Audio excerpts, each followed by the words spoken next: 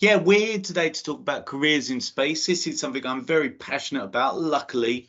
And I do say, well, I'll talk about that later, but I've managed to carve out a career in the space sector, and I'd love you too. And you don't have to be interested purely in STEM subjects, and that's science, technology, engineering, mathematics, to actually work in the space industry. In fact, going forwards, and I was talking to some people today, actually the science part of space area is actually going to be, it's going to sound quite peculiar, quite a small part or less than half going forwards. And we're going to talk about these careers going now. And what you can see hopefully here is this is Artemis. Okay, so this is the NASA spacecraft that's going to take human beings back to the moon. It won't do it long term. Weirdly, the plan is, and this blows my mind, there's going to be a lunar base in orbit around the moon. Okay, oh, what's it called? I can't, and the name has completely dropped out of my head, but there's going to be an orbiting base around the moon, and astronauts will fly to that and then drop down back and forth to the moon. So weirdly, people won't be flying. This is going to be flying to the lunar gateway. Sorry, that's what it's called, lunar gateway. Look it up. So Artemis is the first step, but we're going back to the moon. Bizarrely, we're going to start mining it. There's lots we're going to do there. It's got lots of precious resources.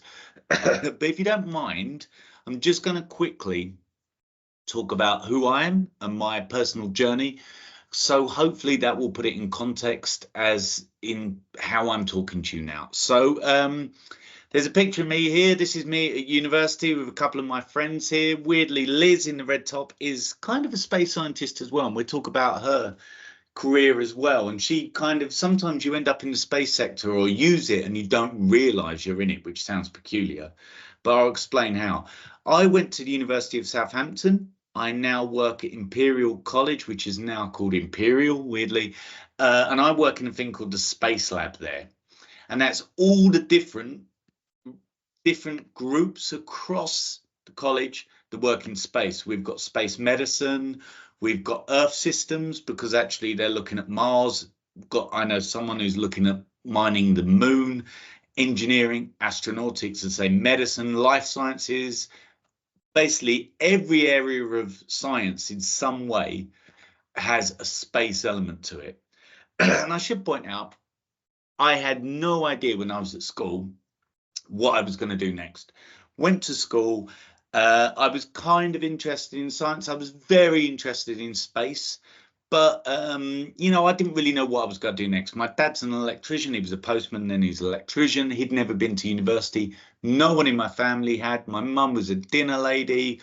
So no one really, and I didn't know that next step of going to university or what to do afterwards. I was completely ignorant, frankly. And luckily, I had a science teacher called Dr. Showen, who kind of, he's my physics teacher, and he worked out that I was interested in space and astronomy. And he just said to me, there's this degree course at Southampton and Leicester, and it's physics with space science. And you clearly love space science. Physics, I'll let you into a secret, is not my strongest subject. I don't know what is, frankly. I don't think I've got one. But he said, you're really interested in space. I think you'll really love it. Managed to get on the course, and I did love it. I should say I found the physics really hard. I found the astronomy and all that sort of stuff. I shouldn't say easy, but because I loved it so much, I was doing astronomy, astronautics, oceanography from space, which I didn't even know about. You could do archaeology from space. I learned how to build satellites, how to build rockets. I loved all that. Solar system physics, amazing. And I took very much what's called the traditional route. Go to school, go to university, do a PhD, get a job afterwards.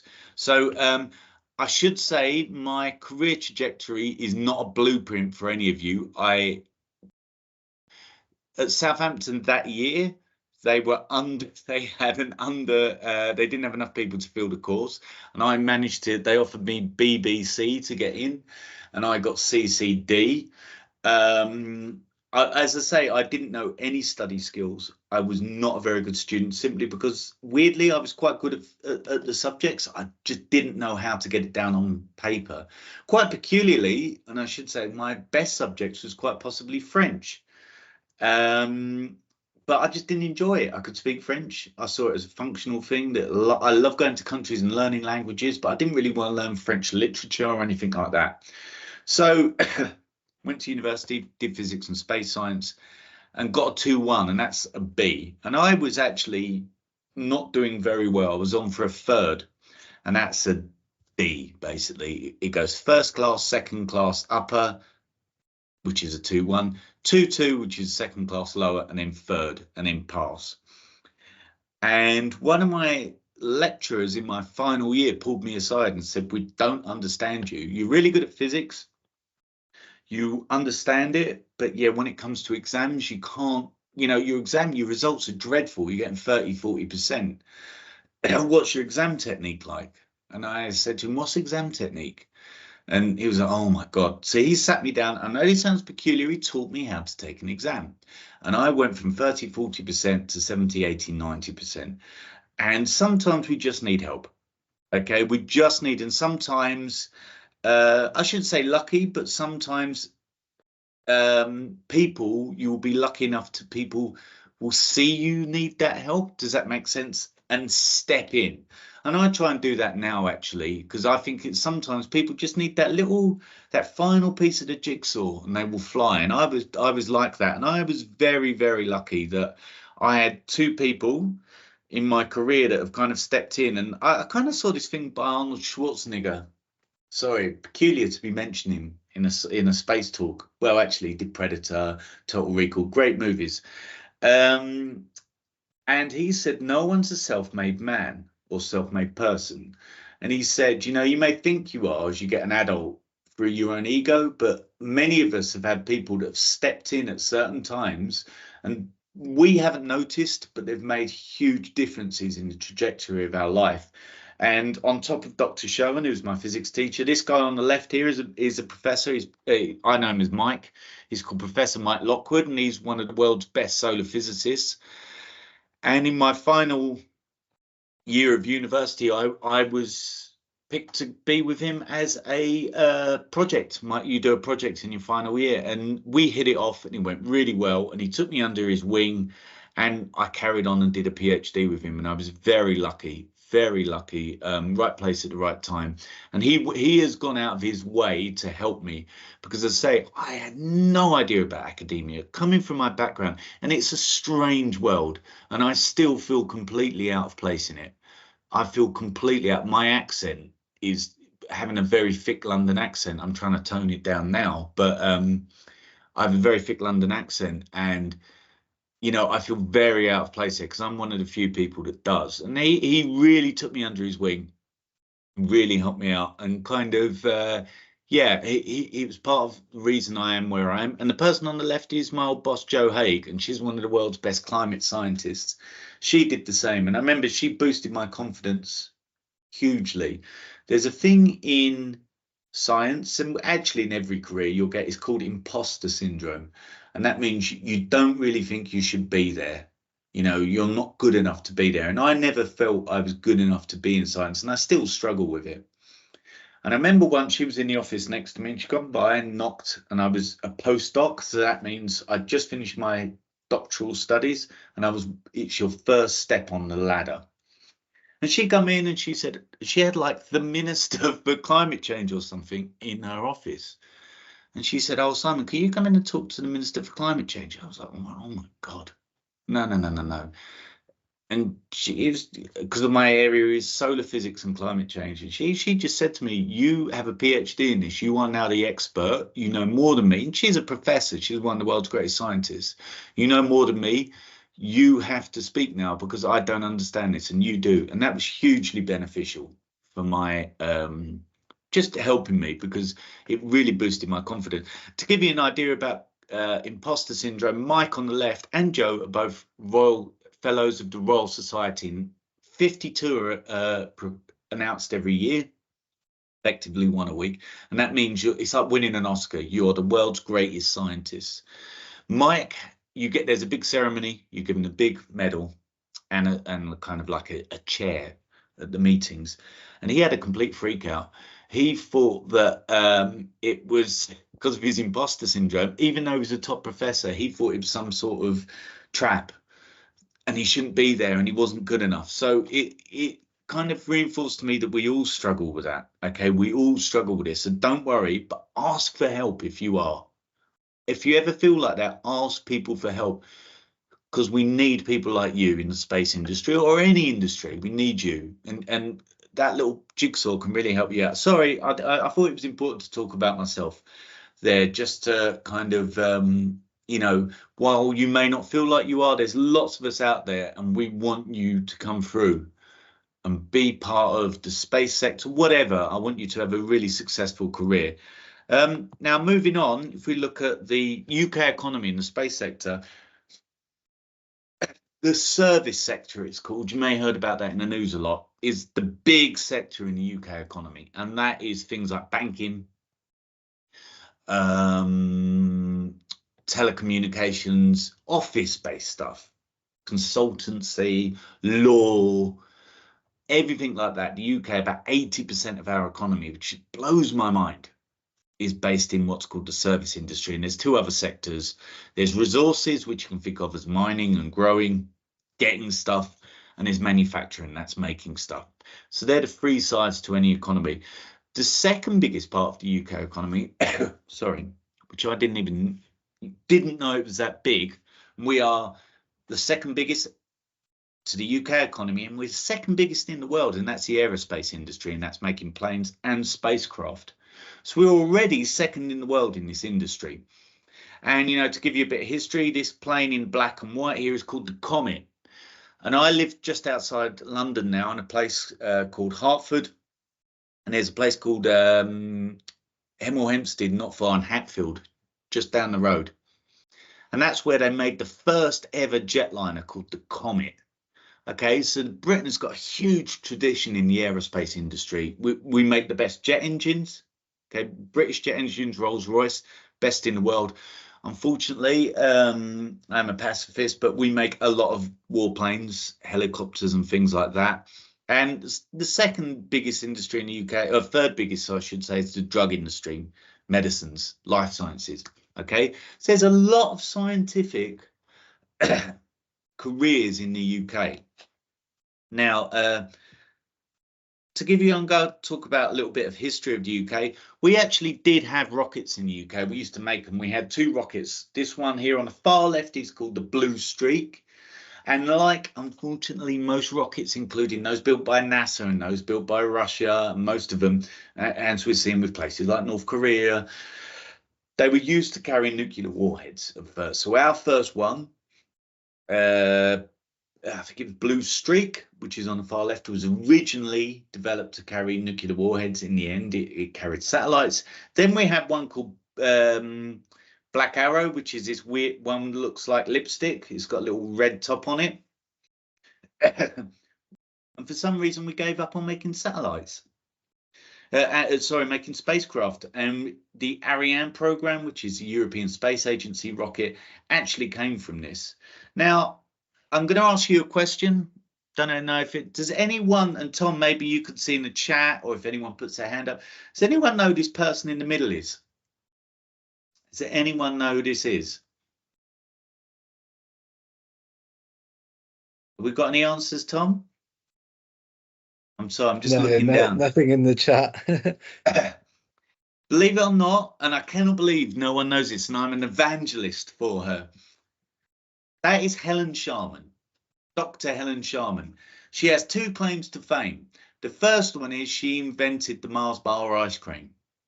The second claim to fame is she was Britain's first astronaut. She was my hero as a child. Okay, and she went up right one of the last missions that the Soviet Union put into space, and she was Britain's first astronaut. I think she went up in 1991. Okay, and so yeah, she's part of the reason I'm here. Okay, and our other huge history is things like satellites. We sent a mission to the Saturn called Cassini-Huygens, hugely successful.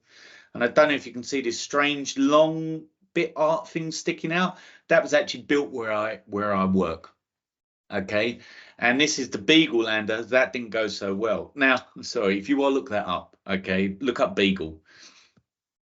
Now, in terms of astronauts, so I had to put this in to give you. So Helen was my hero. I now work with her. Okay, and you can see how excited I am, because you know when you do that ugly smiling, I'm doing it here. I was sat next to her on a panel. I'm now Dr. Foster. She's Dr. Sharman. We're meant to be there on a panel. We're meant to be grown-ups. And I'd seen her around, and she was my hero. And at the end of the day, you never really grow up. I'm still inside, effectively a child. And I just had to whisper to her. We're meant to be grown-ups, and I'm meant to be serious. And I had to whisper to her, "You're my..." And she was like, "Thank you. Can we talk about this later?" And I was like, yes, please do. And that's when we had this picture taken. And she is wonderful. And I'm such an evangelist. We need, it blows my mind, the British people. They know about Tim Peake. They don't know about Helen Sharman. And she was our first astronaut, and she's brilliant. And on the right is another guy I work with now, and he's called Dave Southwood, and he was former head of the European Space Agency. And again, I'd sit there, I had a meeting with him, and I was trying not to, I was stifling a smile, because I couldn't believe, I still can't at my age believe that I'm sitting there with him. And finally, sorry, hopefully you can see this. This is Nikki Fox, head of NASA. Okay, and she is British as well. She grew up in Hemel Hempstead, just up the road. And this is on a recent visit. So the British we've got real heavyweights, and I really want you to be part of that. And future missions, this is called JUICE. Blows my mind again. This is a mission you could be. It's not going to get to Jupiter for another 7 or 8 years, so you will be part of this if you choose to do this. It's looking for signs of life on the icy moons around Jupiter. So this is why we need astrobiologists and people to build satellites, engineers. Can you see this box of wires in the background? This was built because of COVID. This satellite that's on its way to Jupiter was built on my colleague's kitchen table because of COVID. He took it home and built it. It blows my mind. So you can be part of this. And this is another one called Solar Orbiter that's in space now, that again was built. So there's a UK space agency. The Welsh have actually got a space plan, and that's actually been huge. And there was this thing, Virgin Orbit. You know, I don't want to talk about it too much, but we've started to launch rockets from UK soil as well. And I believe there's going to be, the plan is to have a floating, sorry, it's Port Talbot, a floating rocket launch pad off Port Talbot. And I think in Snowdonia, there's going to be a launch pad as well, a small rocket that will launch satellites into space. And to give you a bit of an idea, this is a breakdown of the different kind of areas. Does that make sense? In which space careers? We broke this down, me and my colleagues. We looked at all the jobs. There's hundreds of jobs in space, and it employs hundreds of thousands of people. And we broke it down into these different areas: business, computing, education, engineering, health, law and policy, management, sales, scientific, and other. And I will talk about other at the end, because that's actually quite possibly some of the most interesting careers there. So first off is business. And this is, I don't know if you think about it, if you're usual suspects, but it's things like finance. So if you want to start a satellite company, you need to go and get money. There's a really interesting company in Cardiff called Spaceforge. Okay, they were based in Bristol.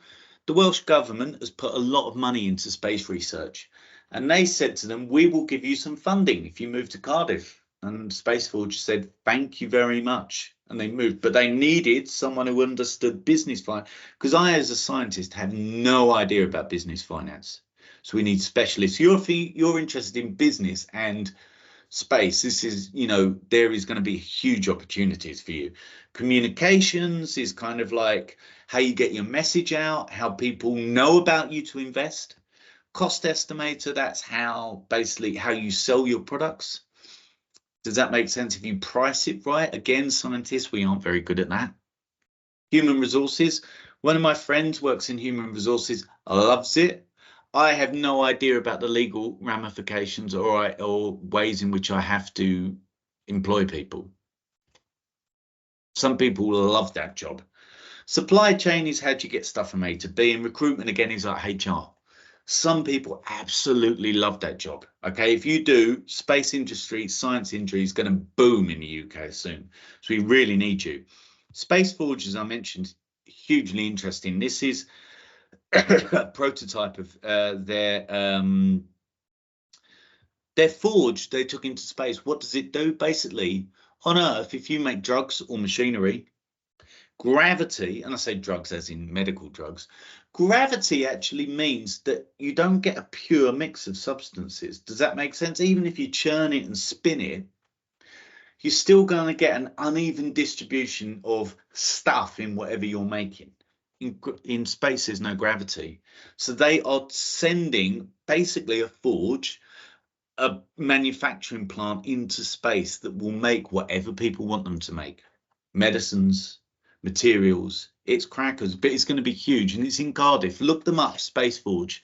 My friend Neil works there, and it's an amazing company, and there's a lot around Cardiff and Swansea. So look them up, very interesting.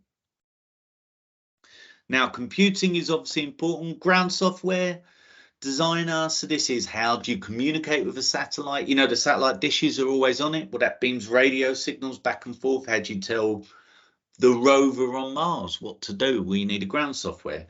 Flight software actually, that actually for rockets and satellites, how they fly. Okay, more on that in a second. And data scientists, peculiarly, I'm a data scientist. All scientists are really. Whenever you've got numbers coming in, you need to work out how to analyze that data. So, for example, my PhD was all based on observations from Greenwich. And they were in these huge books. People wrote it down, took photos of the sun, wrote down the size, position, type of sunspots in big books. There was so much information, they couldn't deal with it. Someone went through and actually photocopied all those pages and turned it into data that a computer could read. And I was the first person to get my hand on it. And what would have taken years to do took a computer seconds to plot out, analyze all this data. So there's really important stuff there. Now, I talked about flight software engineers. Let me just give you, this is the first flight of a rocket called Ariane 5, which was the European Space Agency's rocket. And my PhD supervisor, Mike, had his satellite. He worked on this for 20 years. He'd been working on this, was on this. Now, luckily, no human beings are on it. About 10 seconds into the flight, something went wrong and the rocket blew up. Okay. And what they've done is they've taken the software off the old rocket, put it on the new rocket. It sort of worked in simulations, and they just thought it'll work. I had a housemate called Francois. He was French, and it was his cousin who was the chief software designer on it. And I come home and I just met Mike, and I was like, oh my God, like he's just told me about his satellite blew up. And Francois, yes, my cousin was the software. And I was like, oh my God, you know, and he was like, no one died. And I was like, yeah, you're right. So there's a way, but good flight software engineers we need. And this is actually bits of the satellite, Mike's satellite, that I've still got to work. Some people I work with went and dug it out of the swamp. So this is what is left over from his multi-million-pound satellite. Education's very important. Teaching fellows. So these are people who teach people at university. I do that. I love doing it. You can teach people about space. Space journalist, there is such a thing. That guy David, who I showed you, the guy with the white hair, who was the former head of the European Space Agency I worked with, his first job was as a space journalist. He did the BBC coverage for the Apollo moon landings. I was like, what a job. So there, and I know 3 other space journalists. It's a big job. It's a big job. Science communicator, kind of what I'm doing now, explaining science to people. Museum curator. There's Leicester Space Centre in Cardiff or Swansea. There's Techniquest, I believe, which is a big science museum. So there's a lot if you're interested in that kind of stuff. Engineering, obviously, you need people like mechanical engineers. So these are this is what you traditionally call a rocket scientist, if that makes sense. Someone who designs and builds rockets. And I've done that and it is fun. Trust me, it's amazing. Engineer actually kind of designs, I don't know how you put it, like the hardware and software. Like basically a customer says, I want a satellite that will monitor the weather in Wales and southeast or West England or something like that, and a system engineer will design a satellite on a computer that will do that for them. And an environmental engineer, now you think about that as maybe, I don't know, with flooding and stuff. Environmental engineers are needed in space because when you are landing something on like Mars, for example, here, you need to understand what the environment's like, what the atmosphere is like. Is there strong winds? What's the atmosphere made of? So weirdly, environmental engineers, why you think that's a very Earth thing, actually, there's loads that are looking at the environments on, don't know, the moons of Jupiter on Titan, Saturn on Titan. That's a really big thing. And if we're going to land on the Mars and Moon, on Mars and the Moon, we need to understand the environment that we're putting people into and our satellites. So that's hugely important. Now, health as well, that's really big in the space, obviously, because we're sending human beings. One of the big things you know about is psychology. Why? Imagine your 2 or 3 best friends and you're stuck in a small tin or metal box of them for months on end. They're going to grate on you. It doesn't matter how close you are, what friend, you know, how close you are as friends, they could be your best friends. Trust me, in stressful situations, that friendship is going to get tested. There's a great show called Red Dwarf. Sorry, I love it, but that's all about the psychology of being in space and, you know, who you choose to be there with. Nurse, space operations nurse, I'll talk about in a minute. Space nutritionist, bizarrely, but obviously important. How do astronauts eat? How do they get their food, their water, especially in zero G? How are you going to grow food on different planets? Flight surgeon is someone before and even during you may want to take someone with you, a doctor with you. Obviously, had you perform medicine in space? My colleague, Tamlin Peel, runs a space medicine course at Imperial. I only met him a year ago and I was like, what? That's amazing. How do you perform surgery in space in zero G? Blood doesn't behave how it should do. You know, it's just going to float everywhere.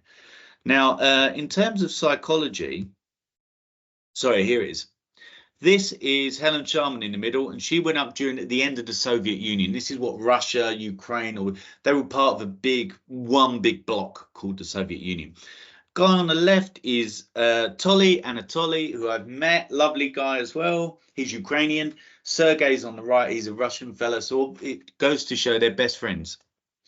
And it goes to show, you know, back in the day, and hopefully again one day, Ukrainians and Russians, you know, can be friends. It's going to end. And but when they were up there, Helen came back down after a couple of weeks, and Sergei and Anatoly were left up on Mir, which was the Russian space station, a Soviet space station, and it was falling to pieces. Not only did it fall to pieces, while they were up there, the Soviet Union collapsed, and they couldn't afford to bring the astronauts back down, or someone had to stay up there to keep Mir in orbit, because the Soviet Union just collapsed. It was in chaos. Anatoly had to go out and do loads of spacewalks, keep going out and banging Mir to keep it in orbit. Sergei was inside. Talking about psychology, apparently Tamlin, my friend, said that he's read one of their diaries, and their diaries is full of people just saying, I'm going to kill him. I'm going to kill him. The way he eats, I can't stand the way he breathes. I'm going to kill him. Because they're in such a stressful condition that basically, you know, they were really close to cracking. They were, you know, any time Mir could have just broken apart. So psychology is hugely important. And actually, what's saying about a nurse, when astronauts come back down, they're very fragile. So Helen had only been up there for a week. So when they come down, you know, if you're in space, bizarrely, your heart shrinks, your muscles shrink. Because gravity, your muscles don't have to work against gravity. Your heart, bizarrely, even if you do no exercise, still has to pump blood from your feet to your brain. It has to work at a certain rate. Space, no gravity, doesn't have to do that. So your heart muscle literally starts to shrink. It's called atrophy, your muscles shrink. This is why you see astronauts on exercise bikes for hours and hours and hours trying to keep their heart beating. Now, Helen had been up there for a couple of weeks. You can see her coming out. She's smiling. Russians always give flowers to people when they land. It's great. She's smiling. She's fine. After a couple of weeks, no real impact. She could walk off. Take her to hospital. Is she all right? Now, Sergey was up there for over a year. Look, can you see how white he is getting out? How much stress is on his body just trying to get out the capsule? The contrast between him, he was dripping with sweat, and I've met him and he said about it. He was literally pouring with sweat, just trying to do the basics of living on Earth after a year in space, because it was so strenuous on his lungs, his heart, just to breathe. And he had to be dragged off. You could see he's smiling there, but he was taken off on a stretcher and he had to spend weeks in bed. So this is why health is super important. Strangely, I was at lunch today, had a meeting today with a space lawyer. There are obviously, what happens if two satellites crash into each other? Who's to blame? It's a bit like crashing cars. There are lawyers working in space. It's going to be a huge area. Policymaker. Without being rude, and you are probably not shocked, but if you look at Westminster, I hate to say it, sorry to get political, but most politicians don't really know much about science. They don't know much about much, but they certainly don't. I think there's only one or two scientists in Westminster. So they need scientists to tell them about science and what they need to know and do about it, because they're going to make the laws around it. So weirdly, you can work in governments, you know, and the Welsh government have made, they've got a Welsh policy, the space development report. So that would have had loads of scientists and policy people working on it. So that's something you can do as well. Management, if that floats your boat. Risk management, that is how do you basically mitigate risk to make sure stuff happens safely, but within a budget. I know it sounds crazy, but you have to think, you can't make anything, this is going to sound really weird. In most things you say, look, either it can't be done, or in which case you don't do it, but it can be done, but how much is it going to cost? Does that make sense? Sending astronauts up, very risky. Project management, right, we're going to the moon. Right, brilliant. Scientists aren't very good at making plans. We need people to say, right, first let's build a new rocket. Let's train some astronauts. Let's try and work out how we land on the moon. That was a big thing when NASA went to the moon in the 60s. You know, just someone making sure all the pieces came together. Innovation manager is looking for new stuff. What's the future going to hold? How can we work there? Business development is working with other businesses. Sales, this is bonkers. These are some of the fun ones. Space travel agent, there are some. Virgin Galactic has got a space travel agency. I definitely think, I was saying to people today, and we're having a discussion about it, within 50 years, there will be tourism to the moon. Definitely. You'll be able to go into a space station around the Earth. Obviously, you're going to need the money to do that, but there will be space travel agents. They already exist.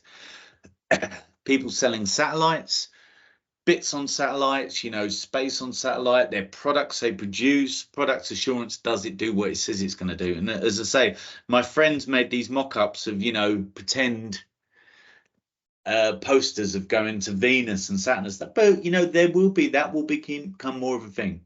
And as I said earlier, sorry, I'm rattling through this because I want to make sure I don't aim before your time, because that's precious. A lot of scientific careers. Space weather is a thing. Okay, planetary geologist, bizarrely. Earth observation, so you can use satellites, as I said earlier, about oceanography, studying the oceans from space. You can use satellites to study what's going on Earth, climate change, weather patterns, all there. Astrophysicist, which I technically am, an astrobiologist, looking for signs of alien life.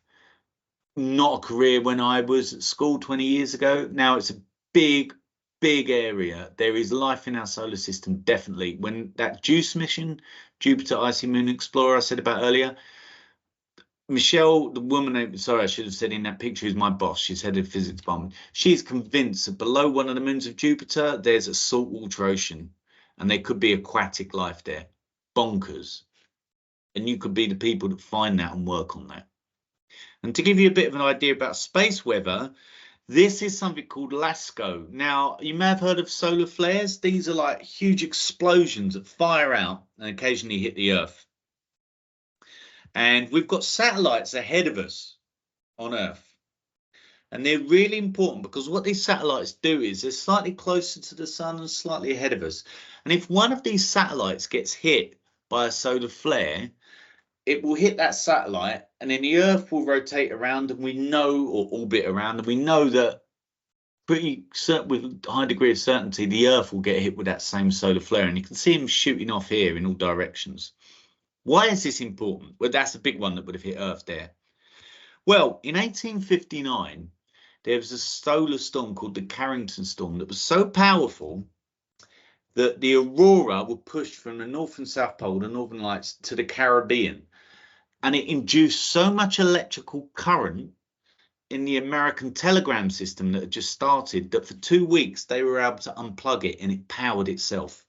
Now, what can happen these days is we mobile phones, computers, satellites in space. If the solar flare hits it, it can induce electrical currents in it and melt the systems. And it's happened on Earth. We've seen electrical power systems in Malmö and Quebec go down.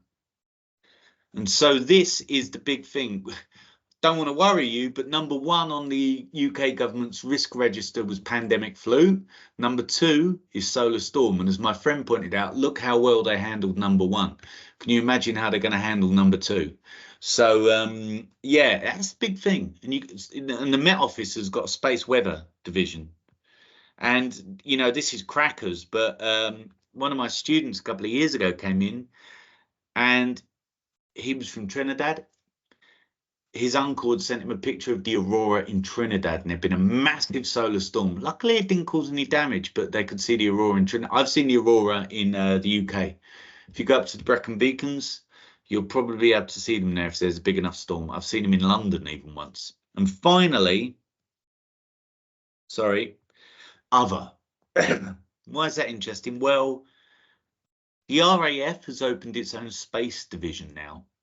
It's called Space Command, and that is amazingly interesting. And you can go there and actually get a really, quite frankly, well-paid job there, and they will train you up. If you're into the military, I would look it up. They've got so many jobs in there that you can go in with A levels. You don't even need a degree. Starting on very good money, like 30-odd thousand, and they will train you up to be an expert in the space industry, understanding satellites, orbits. They will basically train you up to do a rocket science degree, and they are really good. I'd look it up. I would, if I'm a kind of pacifist, but that would tempt me to going into the military. Look them up, and that's going to be a big thing, a really big thing. The other thing is artist. A lot of these things I've shown you of like pictures of satellites around Saturn or Jupiter and stuff like that. We obviously haven't got photos of that, so it's actually people drawing them. An artist, and you don't, again, I know an artist, a friend of mine who's an artist, he's got no official qualifications, he's just very good at art. And he kept doing more and more graphic design and stuff like that, and that's his career.